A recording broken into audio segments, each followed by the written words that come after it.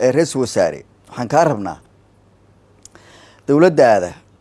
inaad si buuxda qorshaha ugu darsato sidii isbedel dhab ah loogu sameyn lahaa dadka naafada ah boqolkiiba 20 bulshada kamid ah oo dib u dhacsan oo aqoonta ka dib u dhacsan oo aan shaqo haysan dalka dhan bay liability ku tahay marka waxay u baahan tahay in barnaamij dhab ah loo maaragtay loo sameeyo oo ku talagal ah sida loo horumarin lahaa dadka naafada ah haddii maanta boqolkiiba 20 kaas boqolkiiba 10 kamid ah kor loo qaado oo shaqo helaan canshuur bay bixini maxay ahayd dalka horumarkiisa ka qayb qaadan ganacsiye abuuri shaqay abuuri bariga anigu aan kismaayo imid yaa leeyahay maxaad hotel ku falaysaa hotel waxaan idhi hotel baan sameynaya dad baan shaqaaleynaya horta qof naafaa inuu wax qaban kara hal la arko marka insha Allah ta'ala ra'iisul wasaare waxaan ka rajeynaa lacagtii kuma dhahayno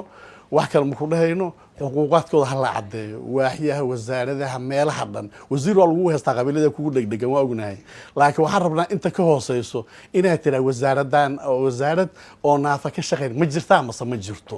waxaan ahay ninkii aasaasay iskuulada wuxuu ku bartaana caruurta maqalka la ee Soomaaliyeed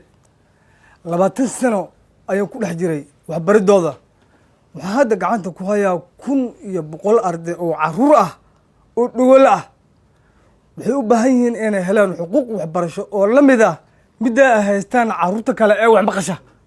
ayay u baahan yihiin marka farad falna wax duugay ra'iisul wasaare waxaan ka codsanaynaa hay'adana si ay ula macaamisho hay'adaha kale ee dawladaha kale inay mataqaana ayada la xoojiyo si dawladaha kale u xoojiyeen hay'adaheeda dawlad walba hay'adad waa xoojis talabaad waxa rabnaa mudane rabaa inaan codsado waliba codsi maantana waa baryo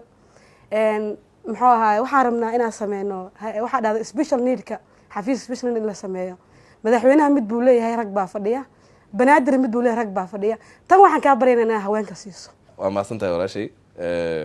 waa qofka insha Allah shaqeynaya ama xafiiskan joogi doona insha Allah waxaan ka dhigaynaa gabar marka inaad saas ula socotaan taa codsiga hore laga aqbalay markaas marka intaasu waa qodobka labaad runtii hay'adda waa run waxyaabaha waxa xalis u baahan waxa weyn waxa hadii asaga la xaliyo waxa kale ay xalismayaan ba fiican in focus kala saar waxaan ku tashan doonaa oo ballan qaadaynaa insha Allah budgetka la dejinayo dawladdu ay dejinayso in ay hay'adda naafadu ay ka noqoto qayb oo maxaan ku dhahay hay'ad la og yahay oo shaqadeeda qabsata ay noqon doonto hadii la yiraahdo oo aan aad xoog u saarayna xoojina ayada inta ka horeysa in ayadii aan isku dayno si kastoo loo sii dhisi karo in loo sii dhiso in cidii hadii la yiraahdo aan la kaashan karo in aan la kaashirno inay la xoojiso in dadka la sii tababaro in loo helo dad expert ah waxaan ka sii shaqeyn kara waan madaxdeeda iyo annaga si gaar ah inaan soo aragno oo aan qaybta technicalka xafiiskan iyo ayaga ay si gaar ah u wada shaqeeyaan ayaan isku dayi doonaa hadii la yiraahdo si loogu helo mechanismkii wax loogu qaban lahaa oo lagu support gareyn lahaa hadii la yiraahdo taasaan ka shaqeyn doonaa ilaa idinkiis waxaan arinta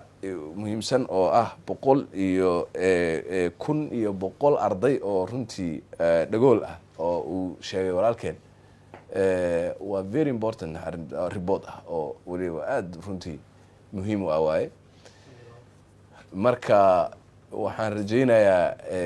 hadii la yiraahdo xukuumadda markaan sameeyno I hope inuu wasiirka waxbarashada ugu horeeya inaan soo dhex fadhiisino teamkan oo uu arko duruufahooda oo uu maxaan ku dhahaa amaan amar siino oo aad la kulantaan oo aragtaan I hope inuu qof micno leh oo oday ah oo waxbarashada wax ka garanaya oo waxa tihiin garanaya insha Allah inaan keeno marka in taasna la jaan qaado oo qayb ay weyn ay ka noqdaan ayaga priorities kala siiyo in ardaydaas habkii wax loo bari lahaa iyo habkii loo hayn lahaa intaba hadii la yiraahdo